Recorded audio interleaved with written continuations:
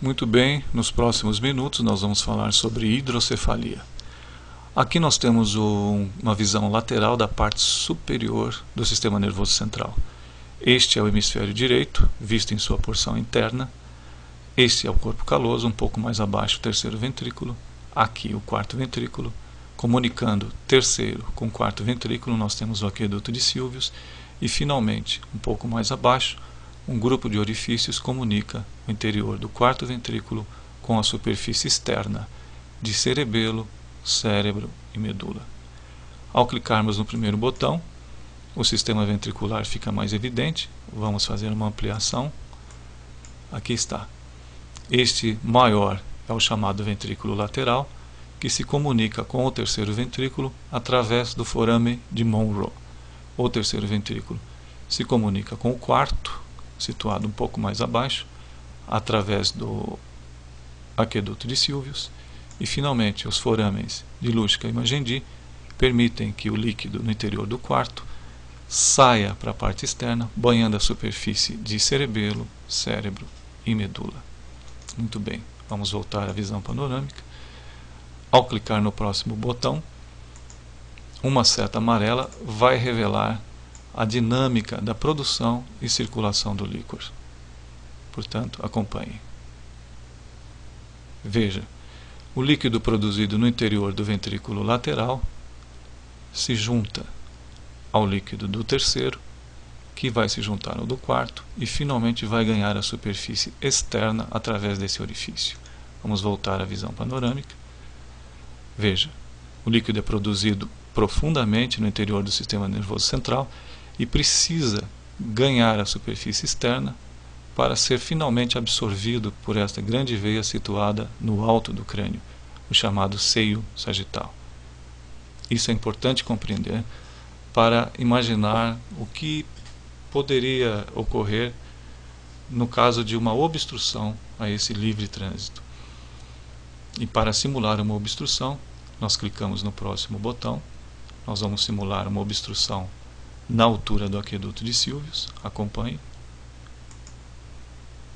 Aqui está a obstrução. Vamos novamente ampliar. Veja o que ocorre. A produção do líquido é constante e a absorção também é constante. Então falamos numa situação de equilíbrio dinâmico. Se a produção é constante e ocorrer eventualmente uma obstrução a seu livre trânsito, ou seja, o líquido não consegue ganhar a superfície externa para ser absorvido pelo sistema venoso, o que pode ocorrer? Veja, o líquido produzido no ventrículo lateral se soma ao que é produzido no terceiro ventrículo e, ao chegar na região obstruída, ele não consegue passar. Não consegue chegar ao quarto ventrículo e não consegue ganhar a superfície externa. A consequência disso é óbvia. Vai ocorrer uma dilatação amontante da região obstruída, comprimindo o cérebro contra as paredes internas do crânio. Isto é uma situação dramática que requer pronta intervenção médica, e o que se faz é a instalação de um tubo que vai desviar esse excesso de líquido para uma região distante do corpo.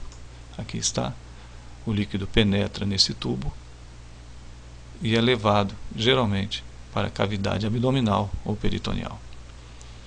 Veja que o sistema ventricular, que antes se encontrava dilatado, agora está com um volume menor, aliviando a pressão contra os ossos do crânio, e o líquido, apesar dessa obstrução ainda persistir na altura do aqueduto de Sylvius, o líquido produzido dentro do terceiro ventrículo e ventrículo lateral agora tem uma saída alternativa através do mecanismo de drenagem.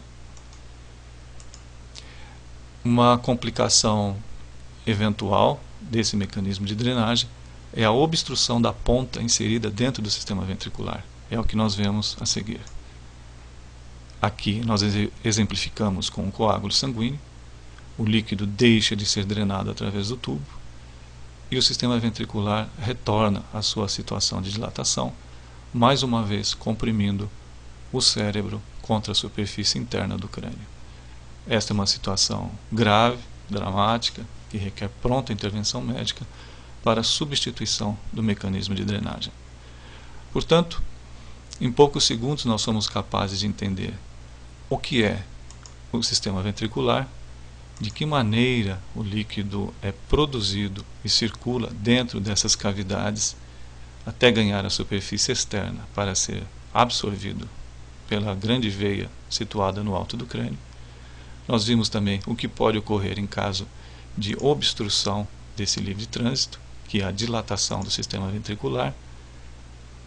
Vimos também de que maneira essa dilatação pode ser tratada ou controlada através da instalação de um tubo para levar o excesso de líquido para uma região distante do crânio, e que esse mecanismo pode sofrer complicações do tipo entupimento e parar de funcionar, levando a uma situação de volta da compressão do cérebro contra os ossos do crânio, requerendo pronta intervenção médica. Portanto, eu acho que nós, em poucos minutos, conseguimos ter uma boa noção sobre essa questão importante que é a hidrocefalia. Eu agradeço a atenção e espero ter contribuído para uma melhor compreensão do tema. Muito obrigado.